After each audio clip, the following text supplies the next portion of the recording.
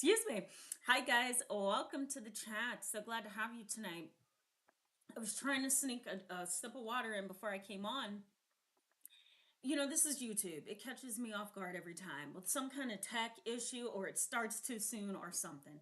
But let me just recognize you guys. I was talking to a few of you behind the scenes before I came on. I see Sammy is with us and Courtney Fraser. Hello, welcome to the chat. So glad to have you tonight. B, hello, welcome to the chat. Glad to have you. More of you will likely sign on. Let me go ahead before I jump into the content here and just respond to you, Courtney Fraser. You were mentioning some things that's going on. You said you're tired of getting tests and getting no answers. It is frustrating when two doctors say two different things. It feels like it is a fight. It feels like it's fighting a battle for sure. Yes, agree. So sorry about that, Courtney Fraser. And let me just tell you, I can relate to you in that. Sometimes you do get different information from different doctors.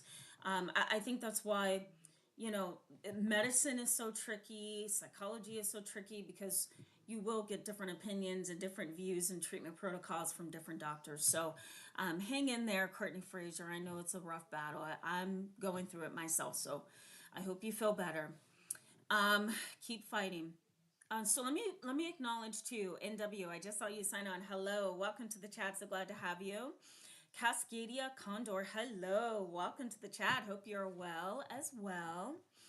And I will continue. I see you guys signing on little by little, so I will continue to acknowledge you along the line as we talk. So let me introduce this topic, okay? I was a little bit uncertain about this topic tonight. A lot of people have requested the topic of psychoticism and neuroticism from me. And, I've been talking about a lot of other things, evil relationships, dealing with family, family estrangement, family trauma. So I kind of pushed the topic of psychoticism and neuroticism to the side. But I think it's an important concept, and I'm going to break down what neuroticism really is, because I think a lot of people have a false idea of what it is. And then I also want to take some time and break down psychoticism so that you can see the connection between the two. In addition to psychoticism and neuroticism, I want to give you some signs that you could look for in people who you are connecting with in your family, people who you are connecting with on your job, maybe people that you are, or a person you are connecting with in romance, or, whatever relationship it is. I want to give you some things to look at so you can kind of objectively look at the person and ask yourself, is this an okay person, or is this likely to become a detrimental relationship? Is this likely to take me under? Is this likely to wear me out, make me feel abused, neglected, unloved? The list goes on. I see Deb that just signed on. Hello, welcome to the chat. Glad to have you and see you as well, Deb. Fairy Girl, hello, welcome to the chat. Glad to have you. Yeah, I love how you guys jump right on and then you support each other. It's beautiful. Okay, so let me also mention too that YouTube has been doing some odd things. They've been doing updates. They've been rolling out some interesting things for we creators behind the scenes. So you're going to see this live chat. It's going to be a little bit slow because I said it slower than it typically is. So you're going to see comments in the chat box bouncing up, but it's going to look like there's a delay. So I figured I better let you guys know that ahead of time.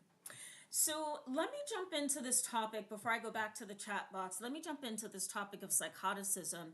I know a lot of you are probably wondering, what is psychoticism? Because you don't want to categorize anybody as psychotic, right? So I want to separate the terms psychoticism and psychotic. Now, psychotic or psychosis defines a situation where an individual has some kind of detachment from reality. There's a break in reality. There's an inability to say this is true and this is not true.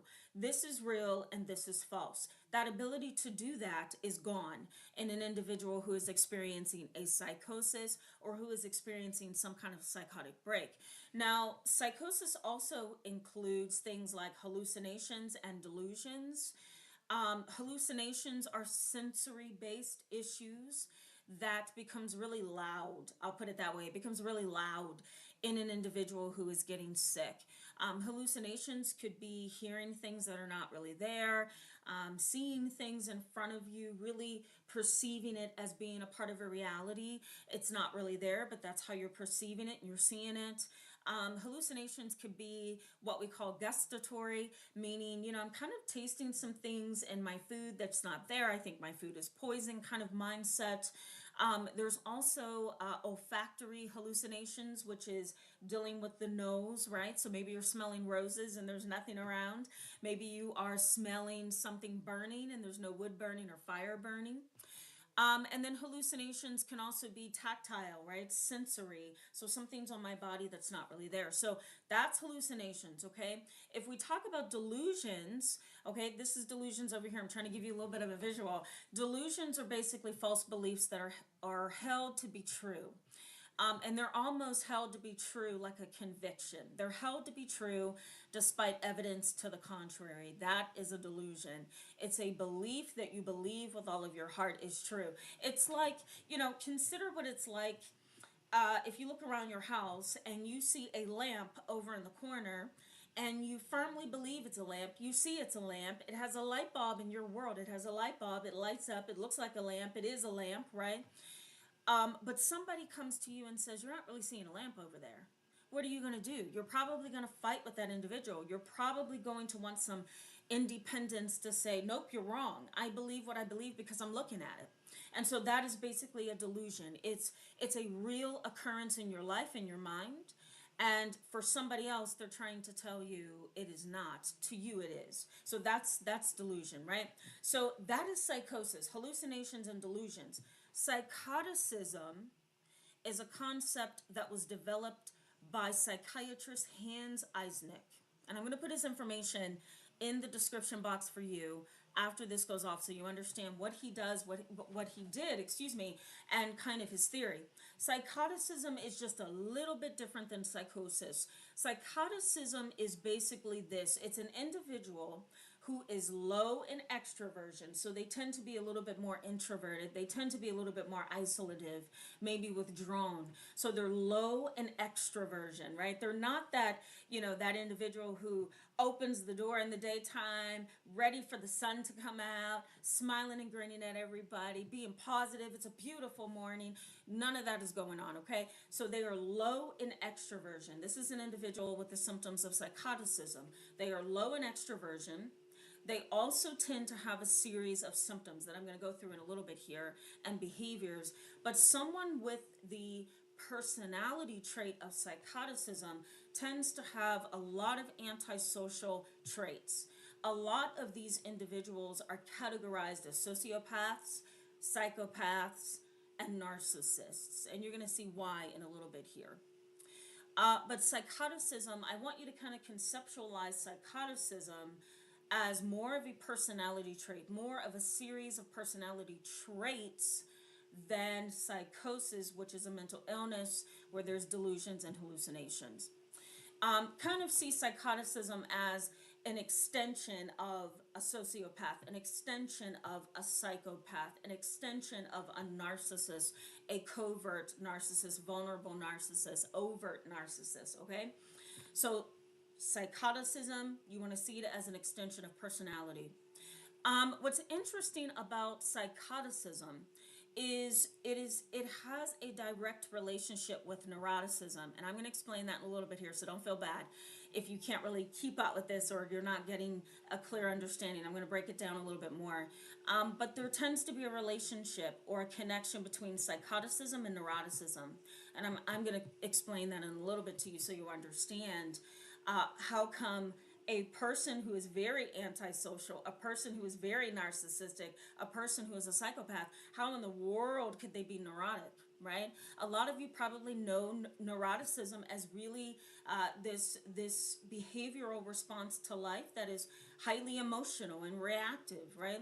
Overly stressed and overwhelmed, easily triggered. That's neuroticism, which I'm going to break that down a little bit as well. But you're probably wondering, well, how can somebody that's like a sociopath or a psychopath or a Ted Bundy or a Jeffrey Dahmer, how in the world could they be neurotic? And I'll explain what that relationship is. We call it, those of us who study personality disorders, we study mental health in these kind of individuals. We call it a bidirectional influence, meaning and let me, well, I don't think I have a pen here and paper. I was going to write it out for you. But a bidirectional influence is this, that kind of see it as two arrows pointing in the same direction or different directions. A bidirectional influence says this influences that thing and so does this. So psychoticism and neuroticism, there's a bidirectional influence. Neuroticism influences psychoticism, and psychoticism influences neuroticism. Okay? And so they influence each other.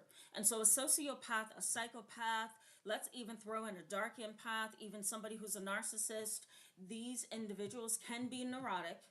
They can. Highly emotional, highly reactive. That's why sometimes narcissists break down and they scream and they cry and they threaten and they take you to court and they really drag you through the mud emotionally and psychologically, excuse me. And they do that because some of them tend to be very neurotic. Neurotic. Okay?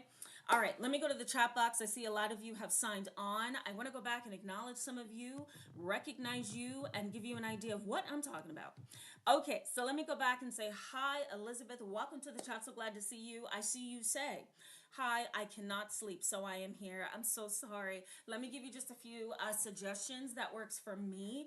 Hopefully you can walk away and say, what, I'm going to use those. So I sometimes, let me see if I can pull it up. And this is right in the middle of a chat that has nothing to do with sleep, but I feel obligated. So let me show you this. So I use sometimes Ollie stress vitamins, okay? And some of you may be like, this is not the conversation for this, but I have to show this to you. Okay, so bear with me. These are awesome. I don't know if you can see them. I'm waiting on my camera to focus, but these are, sheesh. Okay, these are Ollie stress vitamins and they are doctor approved. I do use them. They're very helpful for sleep, Elizabeth. So if you're having a hard time sleeping, resting, relaxing, if you buy those and you take two during the day, you can take them at nighttime. They really do help with soothing and going to sleep. So I hope that is helpful to you. I'll try to give you some more tips as we go along. Um, but I do want to get to everybody else's comment. Hang in there, Elizabeth. I'm just glad you're on tonight. So welcome. Okay, Crash Course. Hello, welcome. Crash Course 1, I think. Hello, welcome to the chat. So glad to have you tonight. I also see Sarah Bradshaw. Hello, says, I'm grateful to be here. Hello, welcome to the chat. I'm glad to have you. Grateful to have you tonight. And Welker says, hello, Tamara and everyone. Hello, welcome. So glad to have you. I also see Jessica J. Hello, welcome to the chat. So glad to have you as well. Keep going here. SH, hello, welcome to the chat. So glad to have you. I'm going to read your comment. You say delusions of grandeur. Parent is now having visions of biblical stuff, excuse me, that he said would not be found in the Bible. Okay, so delusions of grandeur. You might be wondering if that's a delusion or a hallucination. It's actually a delusion. So delusions of grandeur is this. I see myself as being way above where I really am, and I also see myself as almost being omnipotent, meaning everywhere, or omnipresent, I should say, almost like a god, right? I see myself as bigger than I ought to, and those delusions of grandeur could be a personality issue as well. So, psychoticism, SH, is something where the individual has these personality traits that's really antisocial, withdrawn, really kind of edgy. You may notice that this kind of an individual is almost touching the line of a psychopath, right? But they may or may not harm anybody. They're just existing in society. These kind of individuals can have delusions of grandeur as well. So somebody with a personality trait of psychoticism can really believe that they are bigger than they ought to be. And delusions of grandeur is a very good way to describe it. Not all of them are like that, but most of them are. So thanks for mentioning that, SH. That was great. All right. Luminous Liz, hello, welcome to the chat. So glad to have you tonight. Says, hi Tamara, my first time joining your live. I'm so glad you're here. Welcome, glad to have you. All right, let me just make sure I'm not missing anyone. Rad Angel, hello, welcome to the chat. Glad to have you. And yes, they do play the victim. Very much so. Very much so. I did welcome Fairy Girl, Kevin, the Oculus. Hello, welcome, long time stranger. I haven't seen you in so long in a live chat. Thank you for that comment. He says, interesting topic. We're going to get into some more stuff, and you're going to be able to look at this tonight and say, I think I know exactly who is like this in my life, you know? But welcome, Kevin. Dragon Man Sasson, hello, welcome to the chat. I saw you in live chats from the past because I'll go back through after this chat goes off, after my chats go off, and I'll go back through the comments and I'm like, oh man, I missed Dragon Man Sasson. So forgive me. Welcome. Glad to have you tonight. All right. You're welcome, Elizabeth. You're welcome. If I get more come to my mind, I'll mention them along the chat. But we're talking about psychoticism right now. We're talking about the relationship between psychoticism and neuroticism. Now, let me give you some signs that an individual in your life may have the personality trait of psychoticism. And for those of you who are just now signing on, psychoticism is basically an extension of a personality disorder.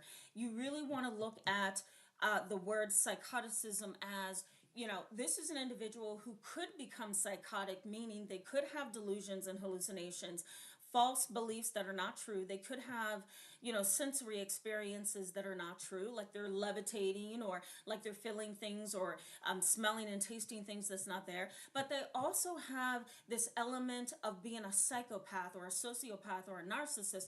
They're very arrogant, they're complacent, they're harmful, they're a little off and aloof, right? These kind of individuals, and I don't know how to describe this without sounding judgmental, and that's not what I'm trying to sound like. So please don't take it this way, but there are some individuals who just come across as odd.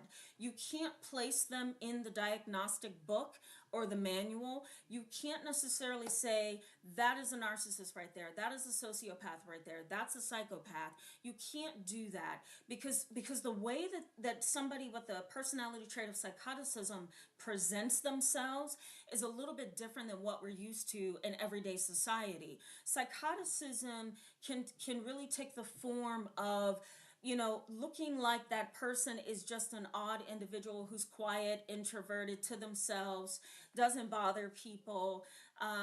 They tend to be a little, off based and kiltered and aloof. They're really not into social cues. They're not really clicked into things, but they also have a little bit of a manipulative side. They have a little bit of an intelligent side. And so that's what makes it difficult to spot these people.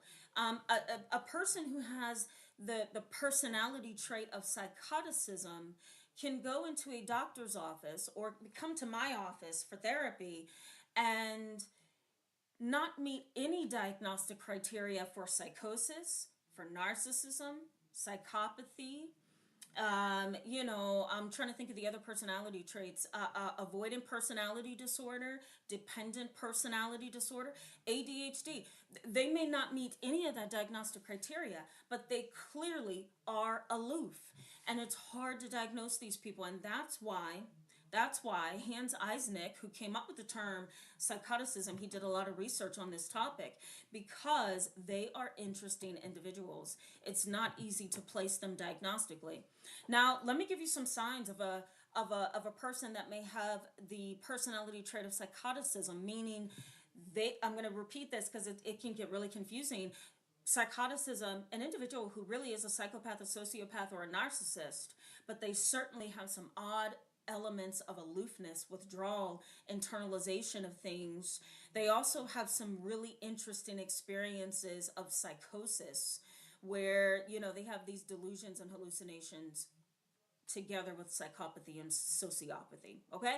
So here's some signs here. The individual may tend to be, and this is where psychology, the research on this topic and psychology backs this idea of psychoticism. The individual tends to be a very independent thinker. They really do, what's the word I'm looking for? They become really grounded in topics that matter to them. I'll put it that way. They become very cemented in topics that they are knowledgeable about. And it makes them look like an expert. It makes them look really intelligent and really smart. But underneath the surface, there's something that's odd, aloof, and possibly evil, even evil, lurking under there. But these individuals tend to be very independent thinkers. They also tend to be cold and nonconformist. They also tend to be antisocial and impulsive. We must also add in there hostility. Some of them tend to be very hostile and aloof. Imagine if this is your father, right? Imagine if this is your mother. It would be really hard to live a life with somebody like this without experiencing some form of post traumatic stress or complex PTSD. Because somebody with the personality trait of psychoticism, again, they are aloof sometimes, withdrawn, and just odd, but they're also not very loving all the time either. You know, it's almost like this rigidity in their personality. And so you may feel very detached and distant from the individual. You may also tell them, I desire an emotional connection with you of some sort, but for some reason there's like this wall up. I can't access you here, right? You know, and so these kind of individuals can almost come across as cold and distant. You know, they also tend to be under certain amounts of stress and pressure very aggressive, very aggressive, and they're verbally aggressive, they may be physically aggressive, and sometimes they're really aggressive in how they get across their own ideas as well. Remember earlier I said they're independent thinkers, so let's say they really believe in some kind of political road, right? They're very political. They may be very aggressive with their political beliefs, excuse me, and they may even harm other people because they believe so firmly in their politics. I also want to add in here, and I don't know if I think I mentioned it earlier, that in addition to all of these personality traits, they could also have delusions and hallucinations. So they can have this psychosis that develops over time. Usually with people who have the personality trait of psychoticism, they tend to experience hallucinations and delusions under pressure. They may also experience delusions and hallucinations at breakups, if the family becomes estranged, if a dark secret has been revealed, if something really flips the family upside down, for example, in families where this personality trait is, this individual has the ability to become psychotic, hearing and seeing things and believing things that just aren't there. Now, let me also mention too neuroticism. Neuroticism, for somebody that has psychoticism as a personality trait, can be very detrimental. Now, let me explain neuroticism before I go into how these two things intersect. Neuroticism is basically this, that I tend to be, for example, I tend to be very emotional, highly reactive, right? You may hear somebody say, I'm the kind of person who just can't handle pressure. I can't handle bad news. It really does spin my head. It makes me reactive and vulnerable, emotional. I get very upset. I crumble under pressure. Daily pressures are too much for me. And I tend to have a very perfectionistic way that I view life. There may also be some OCD characteristics in there as well. So, neuroticism is not necessarily an issue in and of itself, but if you mix neuroticism with, sorry guys, I'm going to skip the ads. I don't want you guys to have ads. If you skip, if how should I put this? If you connect, I'll put it that way. If you connect neuroticism with psychoticism, it's almost like a big volcano erupts. Because these individuals not only are aloof and possibly psychotic and very emotionally detached, but now they are highly impulsive, they're aggressive, they can't take a lot of pressure, they may become easily escalated. It really becomes an evil, ugly mix sometimes. Imagine that, right? Now, let me give you an example. Let's say your dad has a lot of narcissistic traits. He's all about himself. He wants the family to look good. He doesn't want the wife to look like she's ill. He wants the kids to be in every sport there is that exists upon the face of the earth.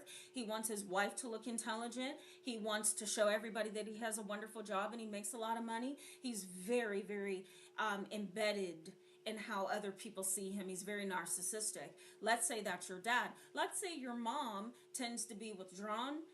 She tends to be aloof. She tends to be very emotional and reactive. She crumbles under pressure. She also may come across as a perfectionist. So everything has to be so clean, tucked in. It has to look great, right? So you have two parents like this.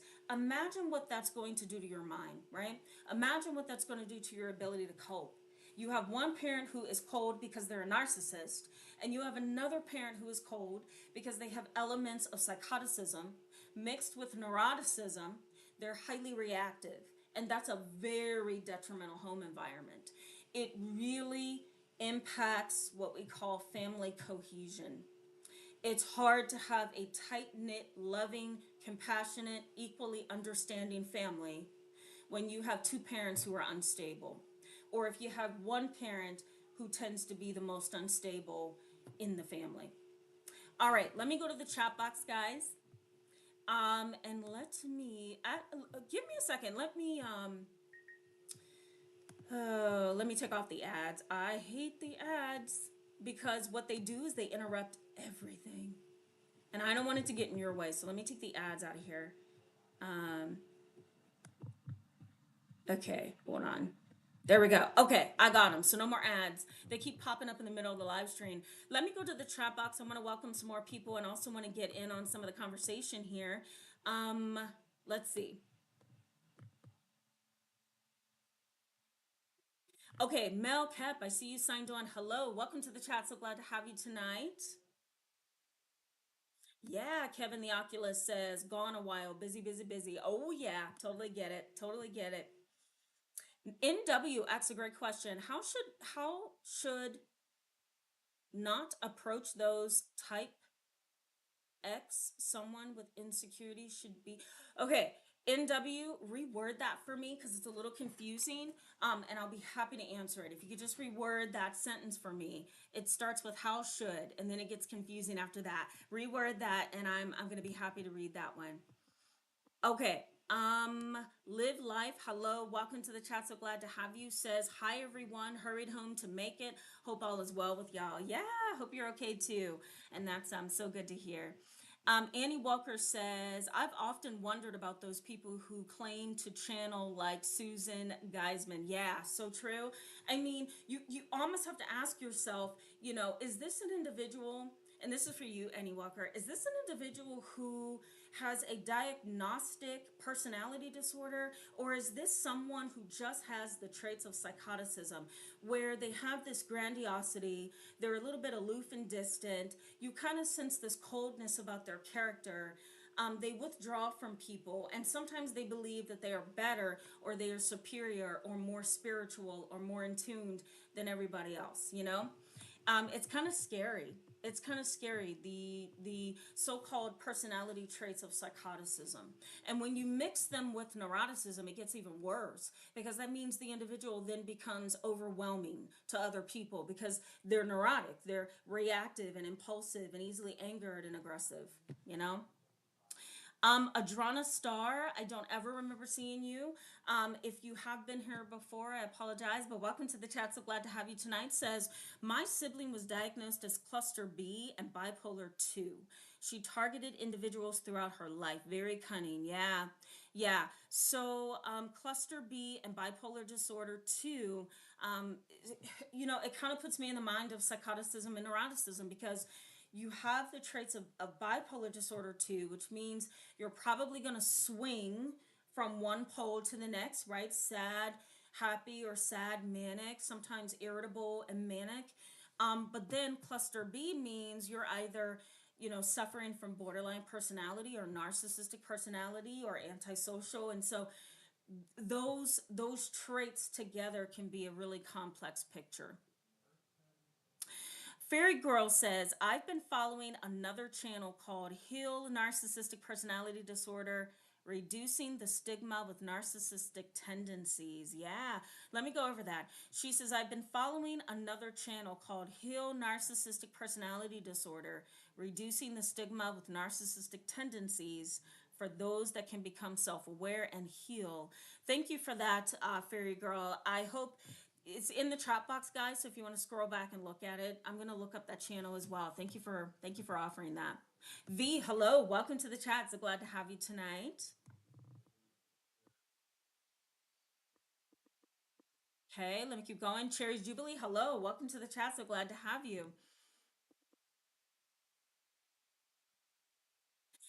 Elizabeth says, sometimes I also think my food is poisoned if I feel sick after eating, or sometimes I think my mother poisoned the food she gave me. Yeah, absolutely. I mean, that doesn't necessarily automatically mean that you're delusional or you're hallucinating. It could just mean that you have a very heightened or sensitive sense of reality, and you know the possibilities. Is that a good thing? Probably not. Is that risky? Probably. But I wouldn't necessarily categorize it as psychotic or anything like that. Just thought I would clear that up for you. Okay. Uh-oh. Sarah Bradshaw, hello, welcome. I don't remember if I welcomed you. Welcome to the chat. Says, both my parents are like this. I just walked away and I'm 40. Yeah, absolutely. Oh yeah. Sometimes you have to, right? Because if you have a parent that has both parents that have personality disorders or problems managing their emotions, like somebody who's highly neurotic, right? They're reactive, they're more stressed, they're perfectionistic, they crumble under a lot of pressure, the list goes on. It's hard to hold your own nerves under that pressure, right? So I totally get that. Totally get that. Um, Mia B, hello, welcome to the chat. So glad to have you tonight. Says, I'm currently experiencing my partner's psychosis and I'm miserable and completely broken. Yeah, absolutely. Psychosis is one of those disorders that is the most perplexing, and they tend to be difficult to treat, difficult to medicate, because when someone has a psychotic break or they have some elements of psychosis, sometimes they also have a detachment from reality. And it's not like they're just hearing and seeing things that aren't true or they're delusional, but sometimes they become so embedded in their own delusional thinking that it's hard to reach them. It almost feels like they have completely disappeared out of your life. And it's a loss for you, right? So, Mia B, I sympathize with you. I totally understand that. All right. Ladarius Dotson, hello, welcome to the chat. Glad to have you tonight. Says, hey Tam, what about a little bit of it all? Yeah, you can have a little bit of it all for sure.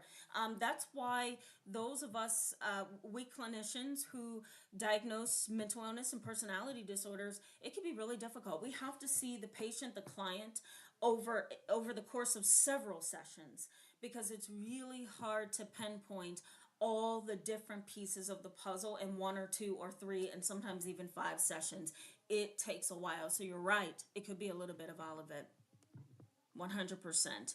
Okay, let me give you guys some more content, okay? And then I'm going to tell you guys what the signs are that you're dealing with a person who may be neurotic, who also has psychoticism at the foundation of that personality trait of psychoticism. Let me mention risk factors. Do you guys know what risk factors are? Risk factors are basically this. Those are things that happens in our life that makes us more susceptible to developing certain mental illnesses and personality disorders. Risk factors. Risk factors may be low socioeconomic status growing up. It could be poor education over your lifespan. It could be juvenile delinquency, drug and alcohol abuse, untreated mental illness, growing up in a home infested with drugs and just poisoned by alcohol. It could be burned out parents who are emotionally detached and immature. It could also be teen pregnancy. That's another risk factor.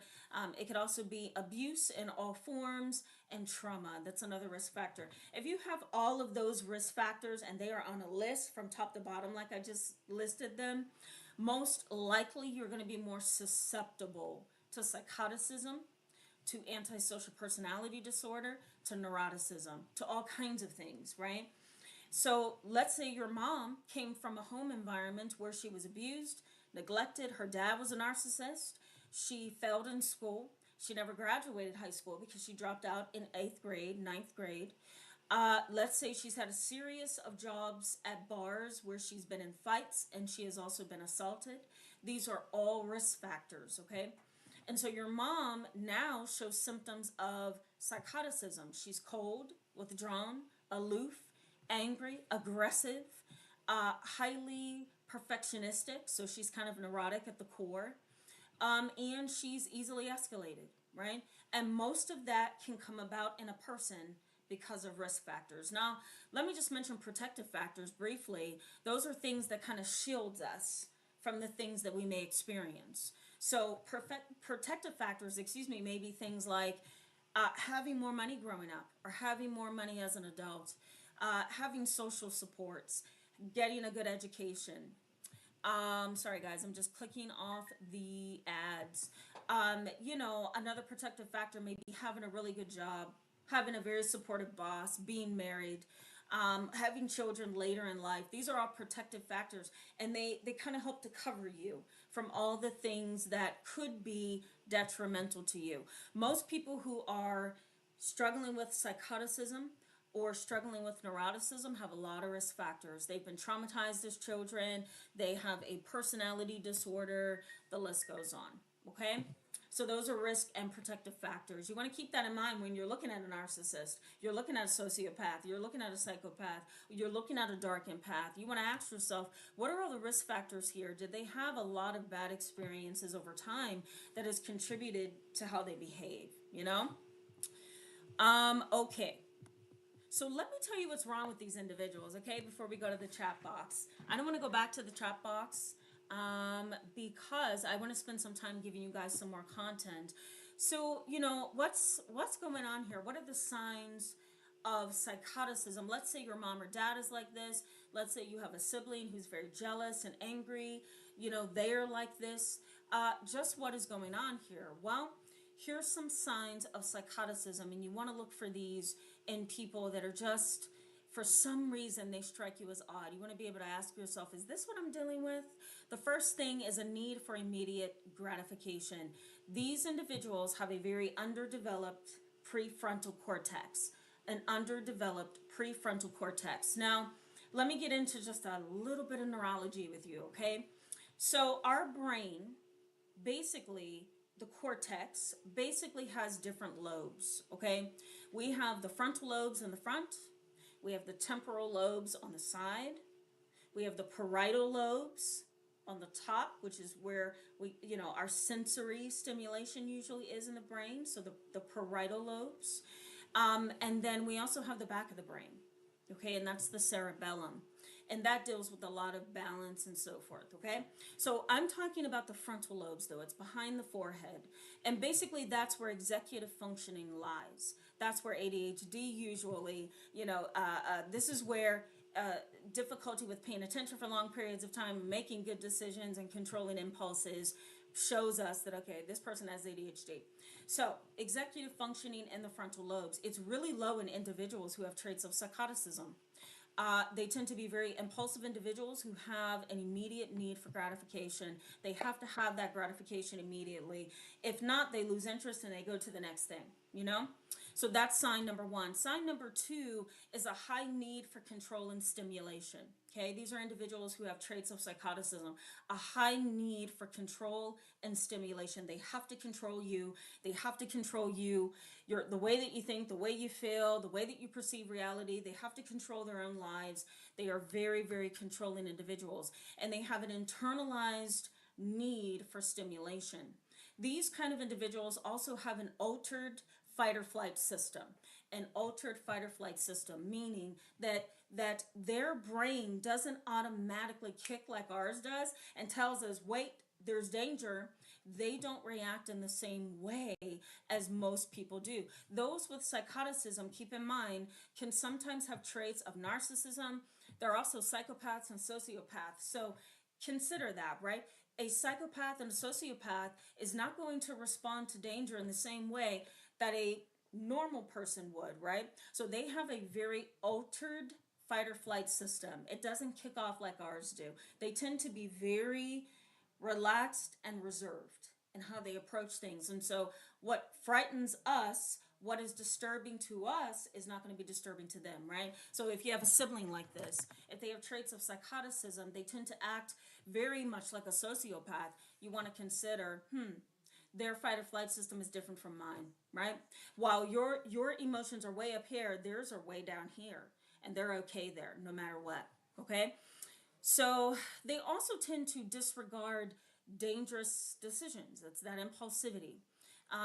These kind of people or individuals will sleep around, prostitute, sell drugs, they engage in rape or sexual assault. Most of these individuals tend to be incarcerated for long periods of time.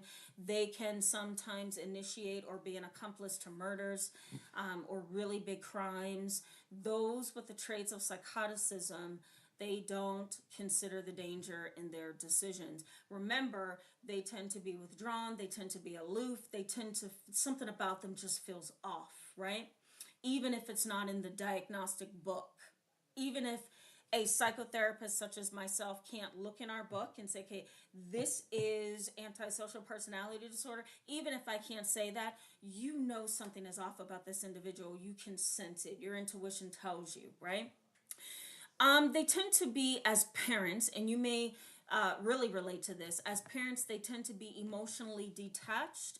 They also tend to be avoidant. So they're not going to be the lovey dovey parents. Remember, they are withdrawn and aloof, most of them, and they internalize things. And they also have an altered fight or flight system. So all of that that would make a really good emotionally reactive parent is not going to happen in a parent that has traits of psychoticism at all. At all. Again, there's a coldness to them. They also tend to have fewer social connections, and their level of anxiety tends to be rather low. Now, if the individual with psychoticism tends to be neurotic, then they have a high level of anxiety and they tend to be very reactive and very angry and very aggressive most of the time. They crumble under pressure. But they also tend to have fewer social connections. These may also be the individuals who engage in school shootings. You know, they're angry. They write all these manifestos. They have a kill list, so to speak. I once had a client who wrote a 30-page kill list. And if I hadn't developed a good relationship with this young man, he was 21, and saw him at school during the day when he needed me to come see him, saw him at his home when he needed me to come see him at home. He came to my office. We did therapy with he and his family.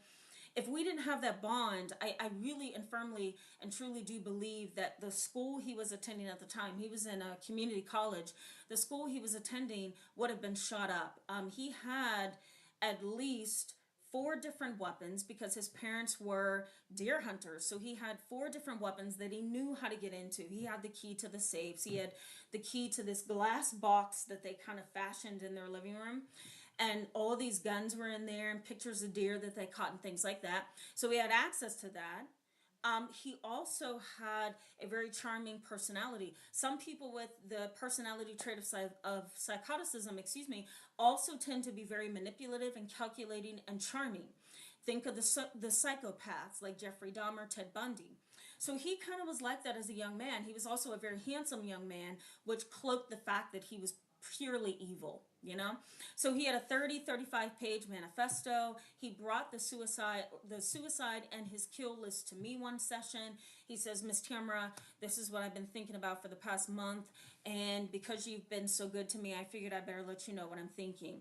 And he handed me the note. He left out of my office. This was about, I'm going to say 5 years ago. He left. I think that's what made me start this YouTube channel too. He handed me the note and he said, Miss Tamara, thank you so much for everything. And he ran out of my office. I opened up the note. I saw that he had written how he was going to kill himself. And I also seen that he had written a bunch of names. I couldn't make out the names, but they were all names of individuals he wanted to kill before he killed himself. So it was a suicide homicide kind of a situation. And so I realized over time that this was an individual who was a developing psychopath. For all those years that he lived under his parents' roof, he seemed very aloof, very detached, distant, cold, nonconformist. He had fewer social relationships than other kids his age.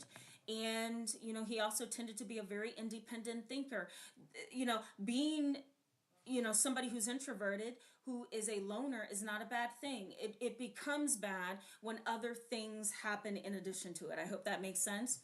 And so all those different traits that myself and his family had observed over the years came to fruition. It came to light when he turned 21.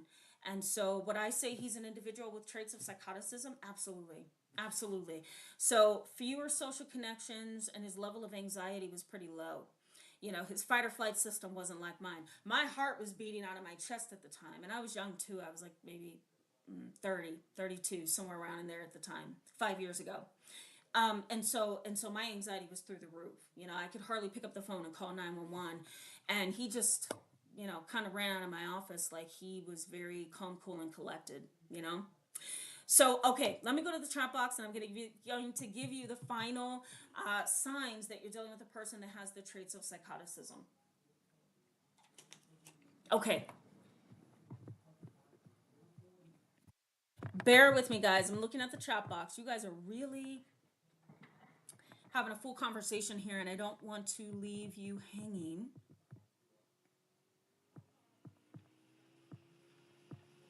Bear with me, just trying to catch up. Okay, so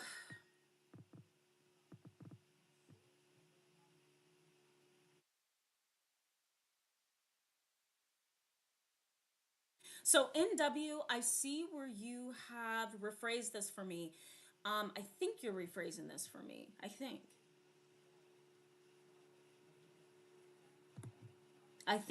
I'm gonna come back to you, NW. I don't know, Rat Angel. Rat Angel says, "Where did my comment go?" I don't know. Hopefully, yeah, yeah, it is odd. Hopefully, YouTube is not censoring your comments and pulling them. So, let me know if that's the case, okay? And I will go back in my system here on this side and see what's going on. So, bear with me. It is odd. It is odd. I agree. Okay, so Cascadia Condor says it's hard to tell if someone is neurotic when they are in a highly toxic environment. I had a boss who was so reactive and aggressive, we would cower when he walked in, made us look like the neurotic ones. Yeah, absolutely. I mean, I think it is difficult to determine if someone is neurotic, right? Really, what you want to look for is an individual who has a hard time managing their emotions. They are very, very emotionally reactive, and everything is a big deal. Everything is a tornado. Everything is a hurricane. There's not this buildup. There's not this fear necessarily. It's more of an intense automatic reaction. It's like flipping a switch. And it's really hard for these kind of individuals to focus and stay connected in a balanced way. They tend to be highly, highly reactive. That's the only way I can get you guys to see what neuroticism really is. Not everybody who is neurotic has psychoticism. Not everybody's who might be neurotic, for example, is a problem. Really, the way that I want you to view this is we're talking about psychoticism, an individual who has a personality disorder that's really hard to diagnose. Because it's under the radar, it kind of flies under the radar, but something's wrong with that person. So we're talking about psychoticism, but sometimes those individuals can be neurotic. No, being neurotic is not the issue. The issue is when you mix it with psychoticism. That's the real big issue. Okay, let me keep going, guys. I want to make sure that I'm looking at your comments. Ladarius Dotson says, "Wow, you're so spot on, but my situation would have more of street element." Yeah, I'm sure. I'm sure. I welcome you to share that for sure. I will read it. Mia B says, "That's my grandmother. I'm doomed." No, you're not doomed. I think the first step, if you don't mind me saying, I don't think you're doomed. I think the first step forward and a good way to manage somebody that may have traits of psychoticism is to become aware of it. And so hopefully after tonight's live chat, you can look at that and say, you know what, I see exactly what's going on here. And this is how I'm going to make sure it doesn't impact me any longer, especially if it's a family member. Liberty Can, hello, welcome to the chat. So glad to have you tonight. Says, my brother said, well, I'm skipping the wrong person. Liberty Can, here's your comment. I think I would have been fine if I was left alone. Yeah, I totally get you. I would be too some days, so I totally get you, Liberty Can. Elizabeth says, my brother said and did terrible things to me in the last 9 years. After my operation, I wanted to meet him. He said sorry, but I wish he could feel what he has caused. Yeah, absolutely. And, you know, I don't know if you can categorize your brother as a sociopath or a psychopath or a narcissist. If you can't, then I would lean on this term psychoticism. There's a bunch of different traits that could look like a narcissist, could look like a psychopath, could look like a sociopath. But if he went to see a therapist, he probably wouldn't be diagnosed. But he has a lot of symptoms that really makes him odd, distant, and cold. So that's where I would want you to lean. That's where I would want you to lean on psychoticism as a explanation. Okay. Yeah. Live life, says executive functioning. Yeah, executive functioning is very minimal. It's almost non-existent in people who have traits of psychoticism. Let me keep going. Thank you, NW. That's so sweet of you. I see your comments. Liberty Can says, "How are you feeling, Tamara?" A little bit better. Thank you. No migraine today, so I'm very grateful for that. And thank you so much for asking. That's so sweet. Thank you. All right. Jessica J says, "I'm still here, just soaking in all this information." Thank you so much, Tamara. Yes, you're welcome. Glad to hear that, and glad to see you still participating. Always. All right, let me keep looking, guys. Cherry Jubilee says, "That is my mom." Yes. Let me just say to you, when I have clients come to me for the first time and they sit in front of me and they say, "Tamara, I think something is wrong with my mother. I think something's wrong with my father." Typically, it is sociopathy, psychopathy, narcissism. It's some kind of personality disorder. And sadly, when somebody says that's their parent, it's really, really hard for me to educate them on this, because who wants to believe that a parent could be cold, distant, detached, emotionally immature, and aloof, right? So it is really hard to talk to people about this topic. It is, especially when it comes to their mom.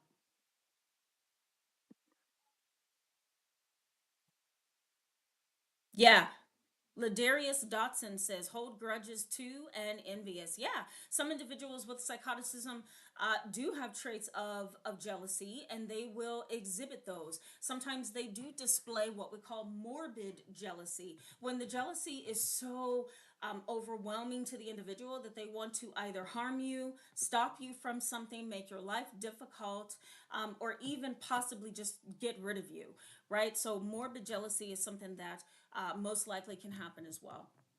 Gorilla Twist says volume is too low. I wonder if that's on your end. I'm not sure. All right, I'm not sure what's going on, Gorilla Twist. It might just be you. Hopefully, it's not YouTube again. I'm sorry about that. I don't know what's going on there. Live Life says, "You can sense them trying to figure you out. They don't feel like a person, energetically speaking." Yeah, sometimes you can. I'm going to comment on this one, Live Life. Sometimes you can sense them picking and pulling you apart. That's another trait that you want to be mindful of.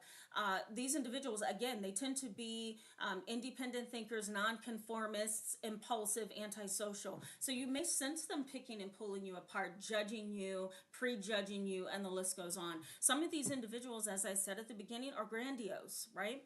So they can pick and pull you apart. They most likely have, and they will.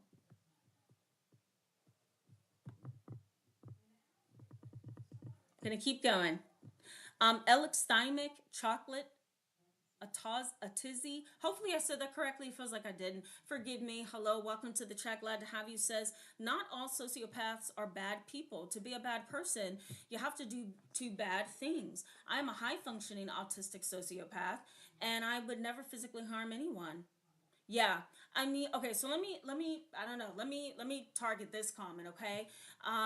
First, I would want to know, have you been clinically diagnosed a sociopath? Because sociopathy is not a diagnosis.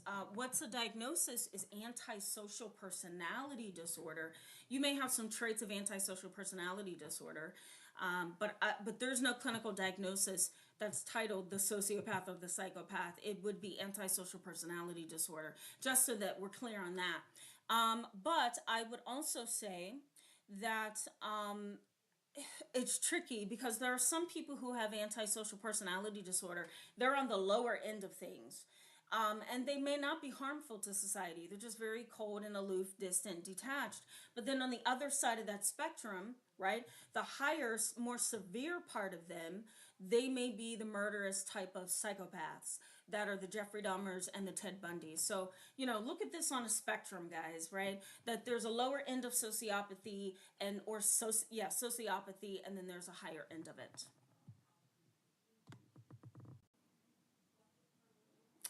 Okay. All right, guys. I see a couple more people. Anna Phalaxis, hello. Welcome to the chat. Glad to see you again. Ellie Wynn, hello. Welcome to the chat. Glad to have you. Colibri Flyer, hello, welcome. Glad to have you as well. Says, we have a suspect malignant narc in the building. I am totally uncomfortable with him. I know he's not into anything productive. Yeah, sometimes you can sense them a mile away, right? Use that intuition that I was talking about earlier. You want to be able to look at the individual and say, okay, something is off here. You may not have a clinical diagnosis, but my intuition is telling me something's aloof here. Something's off, something's weird, something's strange, something's going on, right? And that sounds like what's happening to you, Colibri Flyer. Whoa. Okay, somebody said the audio is low again. I wonder if I put my microphone closer, does that help, guys? So Ellie Wynn says audio is low. Hold on, hold on. Can you tell me what you are hearing? Can you hear me now?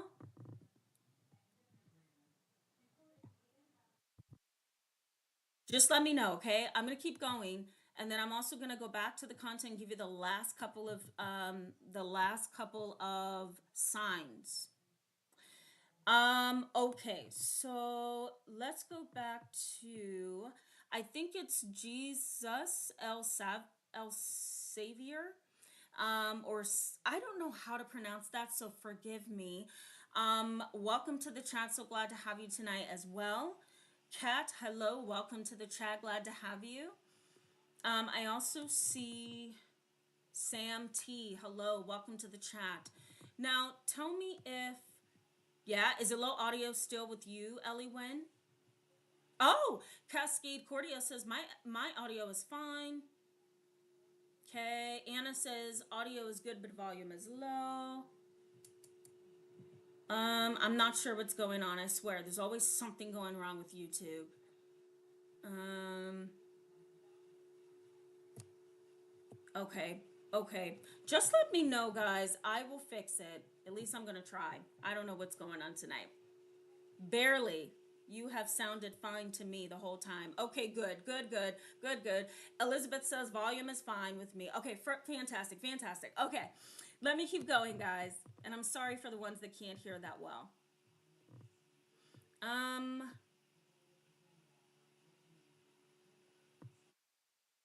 Okay, Mia B said, "Should I just stop trying to convince him there's nobody under my desk?" This is in regards to her boyfriend, who is currently going through a psychosis. Mia B, I would say stop trying to convince him. Really, what you want to do, and this is really difficult, is you want to walk the line as much as you can. There's a line between confirming his delusion and disproving him, right? You want to be able to avoid validating what he believes, but you also want to avoid disproving it in front of him, because either way you're going to lose. So you want to walk that line, as much as you can. And I know that's really hard. Maybe at some point I'll post some tips on YouTube for you. All right. Okay, thank you, Deb. Deb says audio is fine. Ladarius Dotson says you guys need better devices. Colibri Flyer says your volume is fine. I turned my okay, wonderful. Thank you guys. I appreciate that, because sometimes I can get thrown off and miss some buttons. So okay, let me give you the last part of this content, and then we're gonna wrap up. I think we left off at these individuals having fewer social connections. Now, the next thing that you want to keep in mind with these individuals is that, they tend to be creative, but they also tend to be unstable. Think of the psychopath or the sociopath who's odd, distant emotionally, but they are very good artists, or they tend to be very funny and socially engaging. Sometimes they may also be very what's the word, charming and sociable and extroverted.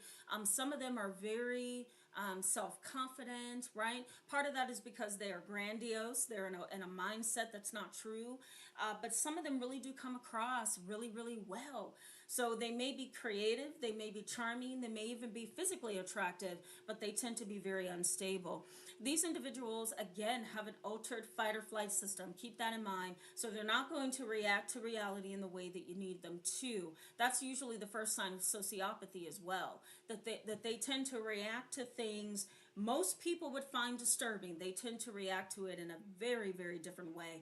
It's not that they're burned out. It's not that they're numb. It's not that they're dissociating. It's not that they're detached. It's they are distant, aloof, and cold. Those are the three things I want you to keep in mind. They are distant, aloof, and cold. They also have what a very interesting psychiatrist came up with. His name, I'm blanking on his name. His name is Hervey Cleckley. I think it's Hervey Cleckley. I'm going to post it in the description box for you because I'm forgetting his name. He was a psychiatrist who came up with a book. And I'm going to post the book in the description box for you as well. He said that individuals who have psychoticism, they have the personality traits of psychoticism, if I can stop stuttering tonight. They also tend to have what's called a mask of sanity. A mask of sanity. They look sane, but under the core, something's really, really wrong. And you can sense that. Mask of Sanity. And I will post his published book from 1941, I believe it is. I'll post it in the description box. Lastly, they also tend to be, this is the last of the signs, they tend to be very unpredictable. So if you have a parent like this, a family member, a grandparent, right, who has all the signs and symptoms of psychoticism, and they also tend to be rather neurotic, they most likely are unpredictable. You don't know what's coming from them. Sometimes they say things out of the blue, sometimes they do things out of the blue. These are the kind of individuals that 1 minute they're nice to you, next minute you're on their enemy list. They are very, very unpredictable. Okay? All right, I think we got to all of the signs of a person who has traits of psychoticism, and they also have neuroticism at the foundation of who they are. Let me just say, too, before I go back to the chat box and wrap up, that you want to keep in mind a family can have traits of psychoticism and neuroticism at the core of who they are. And it can cause a lot of detachment or loss of family cohesion, because at the core of how everybody communicates is neuroticism. They're highly reactive, they're, you know, irritable, angry, they crumble under pressure. And then, of course, you know, they may be aloof and hostile and impulsive and antisocial. So a family unit can actually have these individual traits, and it can cause a lot of loss of family cohesion. Okay, let me go back to the chat box, guys. We're going to wrap up. Hi, Ronald Zion. Welcome to the chat. I see you. Glad to have you. Thank you very much, Adrana Star, for confirming my audio. Thank you, Anna Welker. Thank you. I appreciate you for that. All right, let me keep going through this. Thank you. Thank you, Anna Phylaxis. Thank you, Sarah Bradshaw. That's helpful. Yeah, go ahead and reboot, Ellie. That's a good one. Okay, thank you, Jessica. Okay, I appreciate that. Thank you. All right, let me look at some of the comments here, then we're going to wrap up. Um, Rachel Murphy, hello. Welcome to the chat. So glad to have you tonight. Says, where do we go? I am concerned. It sounds like I have a few traits of psychoticism, can be neurotic and an introverted around draining people. Yeah, yeah. Yeah, is something wrong with me? Absolutely not. Let me just say that I would have to have you in my office to give you the assessments to roll out any traits of neuroticism. I would have to give you assessments to roll out any traits of sociopathy, antisocial personality disorder.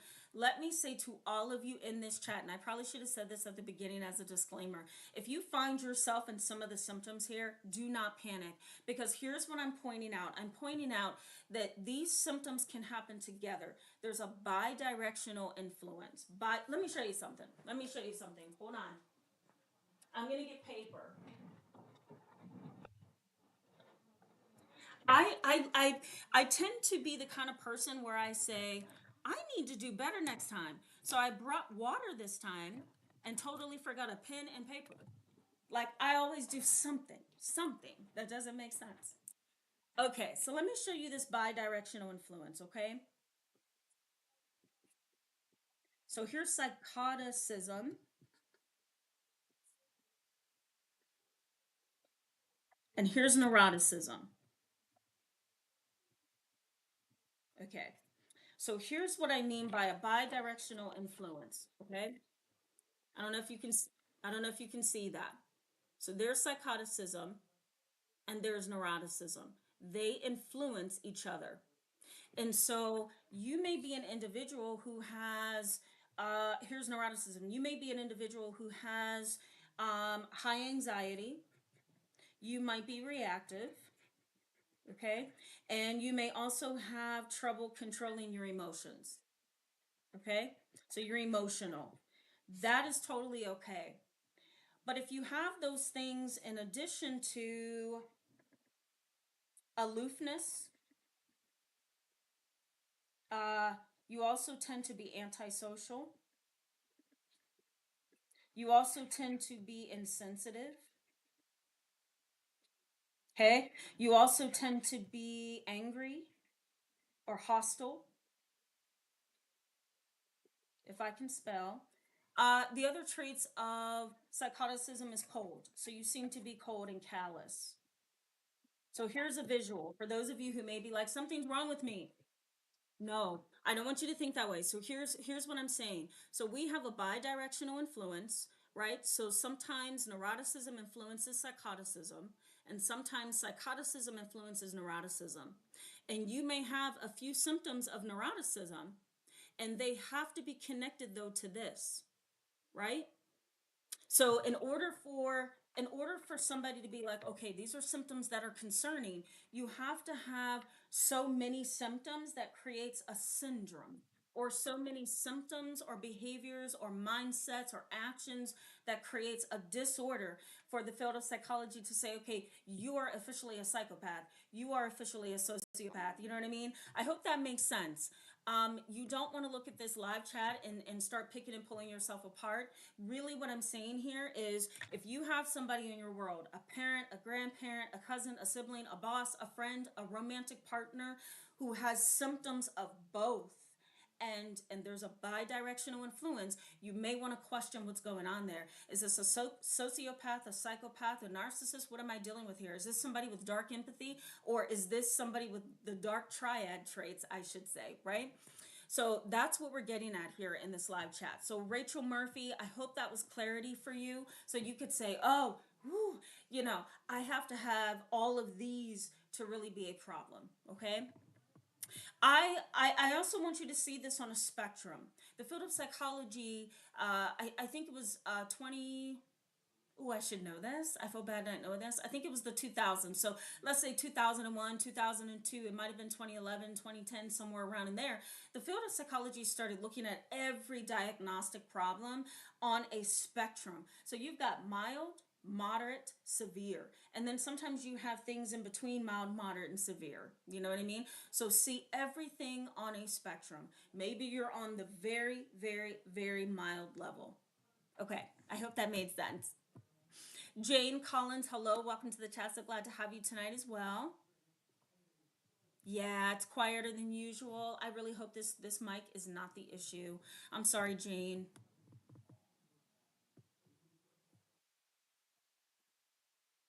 Okay, I see 4514 Rooster says, I am diagnosed with PTSD and currently working with a VA psychiatrist. That's really good to hear. Good for you. Let me also say that some individuals who have some traits of neuroticism, they can also have complex PTSD and they can also have PTSD, and that influences things as well. Okay, guys? I should have mentioned that earlier. All right, guys. Hi, R.A. Andrews. Welcome to the chat. Glad to see you as well. Glad to see you on here. Cherry's Jubilee, before I wrap up, let me answer your question. You say, do you think Dark Triad is a bit more of what I was dealing with? Possibly, possibly. I mean, I see your comments. I go back and read all your comments. I think so.